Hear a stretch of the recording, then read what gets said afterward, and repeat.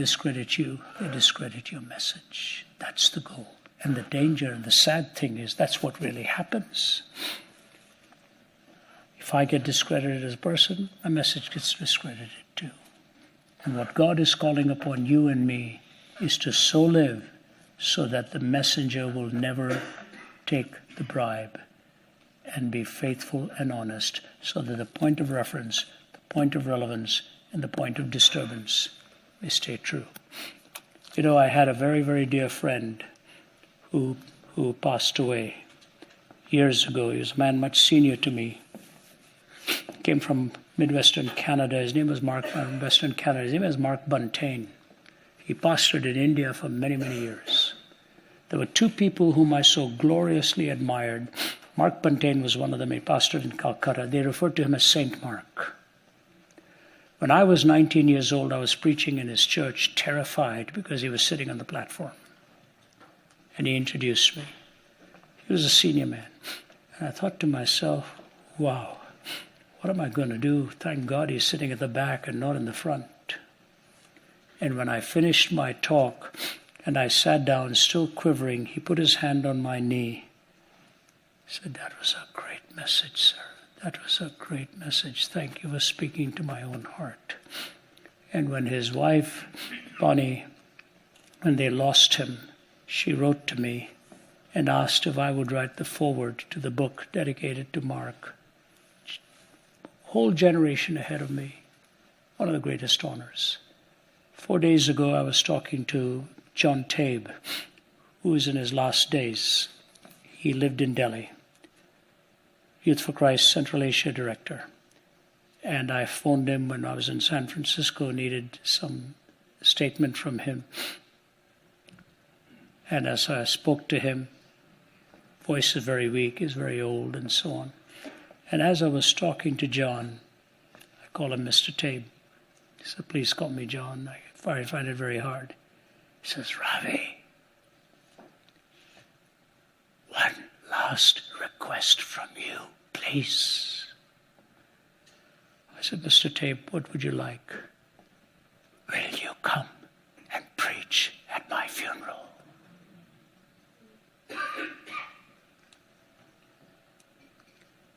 I said, "Mr. Tabe, it will be an honor, but I hope it doesn't happen too soon."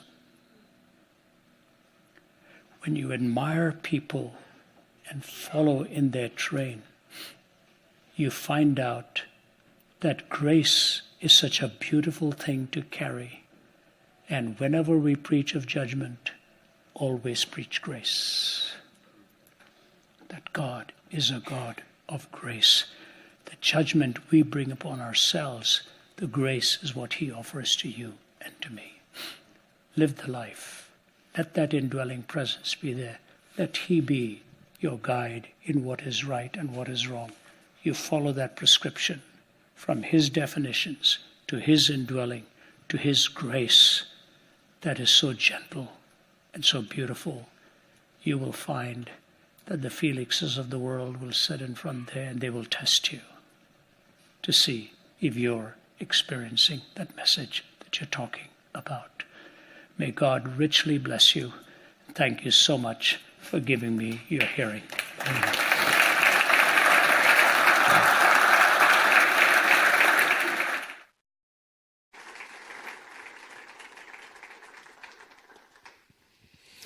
Thank you, Ravi. We're going to hold you for a few questions, if that's all right. I had to chuckle at the fact that we have been doing events here for youth as well. And when we do events here for youth, we get lots of serious and thoughtful questions. And now we do an event for business leaders. And the first question is, why are sheep so fluffy? But they get more serious after that. So keep sending in the questions. The next question is, will we always know when we're called to something? Or do we sometimes have to just do what we're good at, even if we're not sure if we're called to it? Great question. Really great question. There's a good friend of mine in San Francisco. He's one of the big venture capitalists there, Pramod Haq. He was telling us this week while we were chatting with him in the West Coast. He said he had gone to theological training, and he met with his professor one day, and they took a test of aptitude and all of that stuff. And he went to see the professor afterwards, and the professor looked at him and said, "Pramod, I got some bad news for you." He said, "What's that, sir?" He said, "This is not the place for you. You're not fit to be a minister. You are brilliant at business. That's where you really belong." Pramod said it was the hardest thing I needed to hear, but the best thing. And today he supports Christian work all over the world with an extremely generous heart and a very, very successful career. You see, gifting and calling go hand in hand. But it is very important that when you are gifted, it is something God has given to you innately. Just because you go and study does not mean you are necessarily gifted. A person who goes for a training and assumes they are gifted has got it wrong. You go for a training because you already have that gifting, and you're going to sharpen that gift in order to respond to the call. You know, it's fascinating to me. At the most difficult time in Israel's history, when they were captives, God used a civil engineer by the name of Nehemiah. But Nehemiah knew very well that he could build a wall, but he needed Ezra to lead the people in prayer. We have the Ezras and the Nehemiahs. We have those who are gifted in proclamation, and we have those who are marvelous in multiplication of what God has given to them to be able to empower others. And it really has to go hand in hand. Ask God not only for a gifting that you want, but ask Him where that gifting is to be used, in what calling. You see, there's a difference between a calling and a job. A job is something you choose. A calling is something for which you are chosen. I tell my staff here, my door is not locked on the inside, my door is locked on the outside. I can't get out. I'm here. This is my calling. Every now and then I get a call from somewhere, whether it's an institution or this or that, to come and become the president or the chancellor of that university, and I tell them, "You're calling the wrong guy. I have no such inclination, no such propensity. My desire is to be an evangelist, and that's who I am." My wife says to me, "I don't know how you keep doing what you keep doing." I crisscross over the globe, go one day here, another day there, and you come back. This year will be about 220 to 230 days on the road. She said, "I don't know how you even stand after you come back from these trips." Because when she arrives after a trip, 2 days she's a goner. It takes her a while just to start breathing normally. It's been my calling right from the beginning. John Wesley preached sermon after sermon, riding 250,000 miles by horseback. He was one of the earliest versions of the Sermon on the Mount. Mounted his horse and would go and preach. Mounted his horse and would go and preach. Ask God what your calling is, and if you're gifted for that. If you sense the gift is in keeping with the calling, then your final test is 2. Number 1, have others seen that gift in you? If nobody else thinks you're good at it, you better think again. And number 2, has He opened the doors and provided the opportunities for you to walk into that place? Honor your calling. Ask God what it is He has called you to be. And if in that calling you have the gifting, take the 2 more tests. Can others affirm you? Is He opening the door for you? And then go get a training, and you will be using your gift to a better purpose and a greater advantage. When Billy Graham started, I was there when they were talking about it. They were sitting on the platform. I was in the audience in Chicago. They're celebrating 45 years for Youth for Christ. And it was fascinating what happened. Tory Johnson, who's now passed away, one of the founders of Youth for Christ, stood up and said, When Billy Graham was a young man, I was supposed to speak at a high school. Tory Johnson said I couldn't go, so I suggested they ask this young man called Billy Graham. And they said they didn't want him. They'd never heard of him. He said, "You will not be sorry." They said, "No, we want you, Tory, not Billy Graham." He said, "You won't be sorry." He said, "Oh, we don't want him, we want you." He finally said, "I can't come. You either have him or nobody is coming."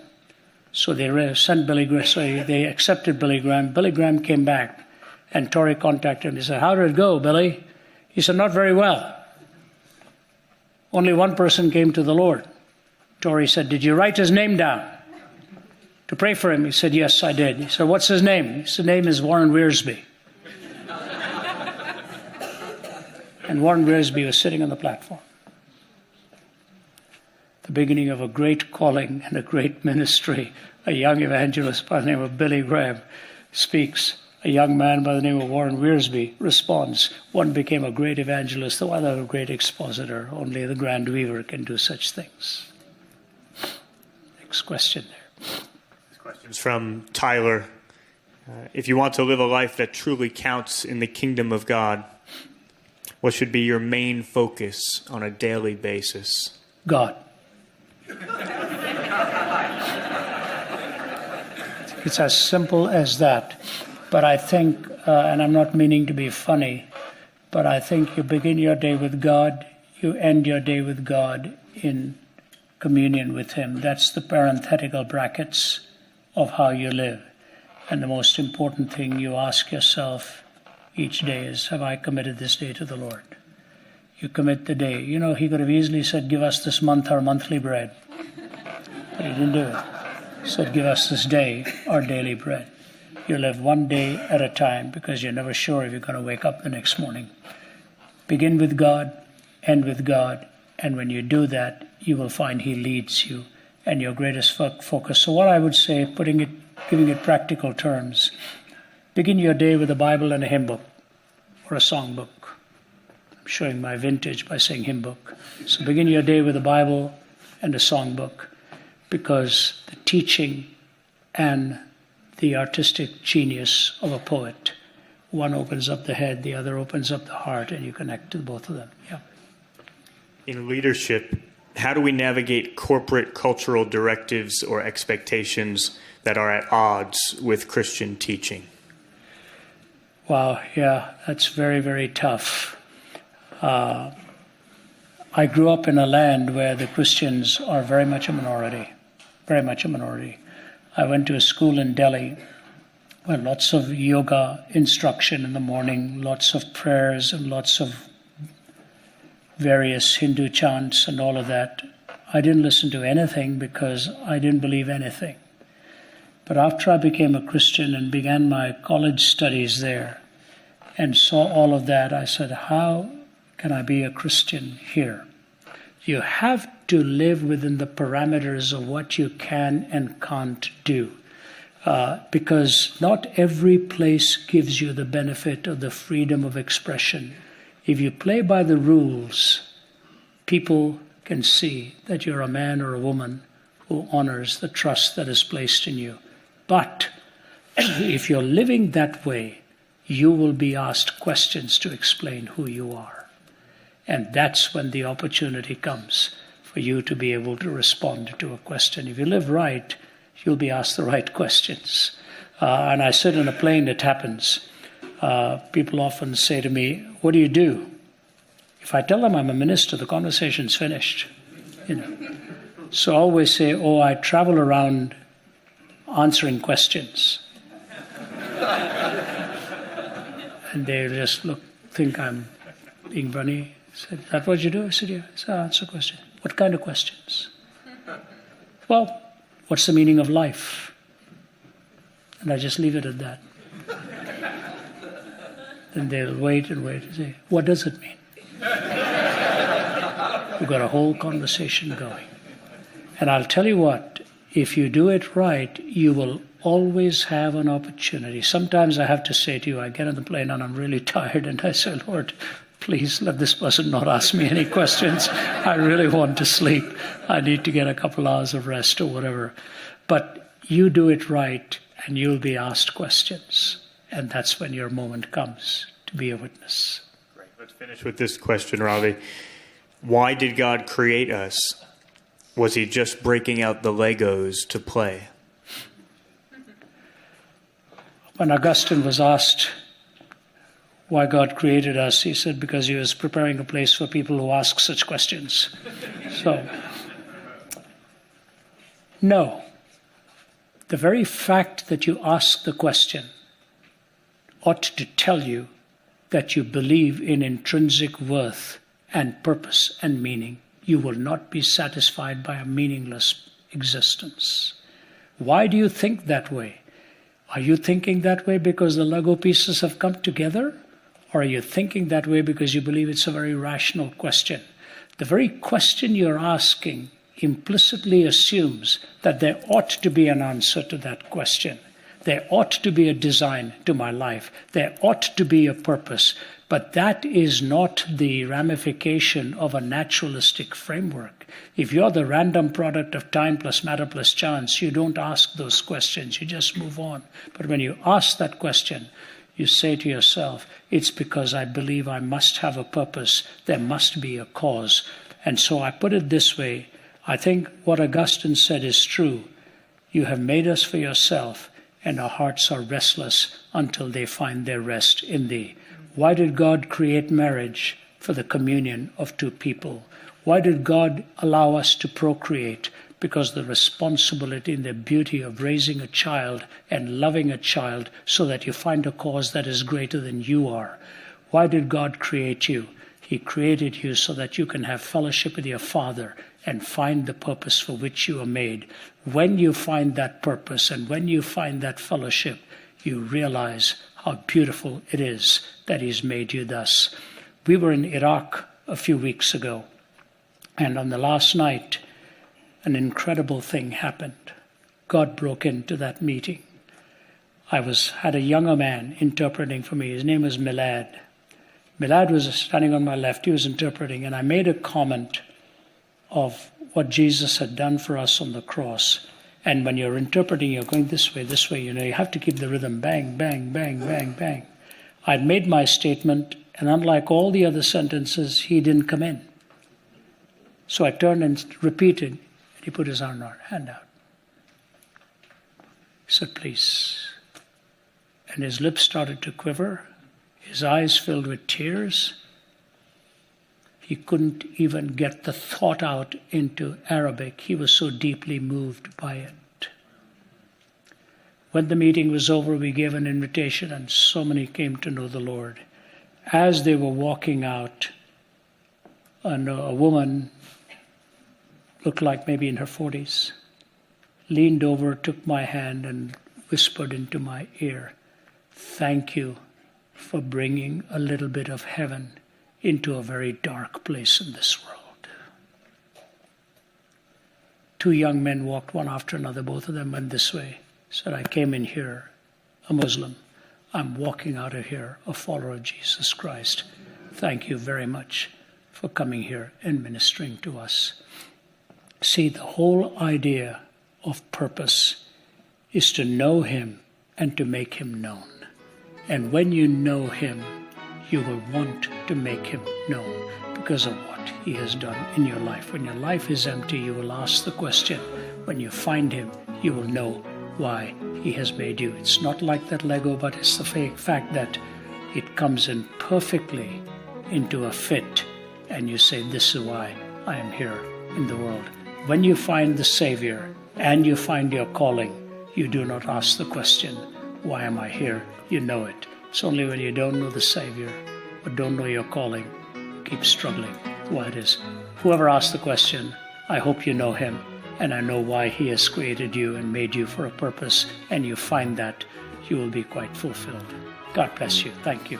Let's thank Ravi. You've been watching Let My People Think with Dr. Ravi Zacharias. We're grateful for your prayers and financial support. If you'd like to know more about this ministry or would like to donate to our efforts, you can call us at 1-800-448-6766 or visit us online at www.rzim.org. You can also stay connected to RZIM through Twitter and Facebook. Our mailing address is RZIM, Post Office Box 1820, Roswell, Georgia 30077. What is our message? Our message is very clear. For God so loved the world that he gave his only begotten Son, that whosoever believes in him should not perish but have eternal life. The fact of the matter is we know what the mission is. We know what the method is. And we know what our message is. Without you, we can't do it. We will love people. We will value and treasure the gospel. And we will remind them it's the only way to change life and to find redemption and hope and build a secure home for the future. RZIM will keep its lights on in a dark world. What hope a little light can give.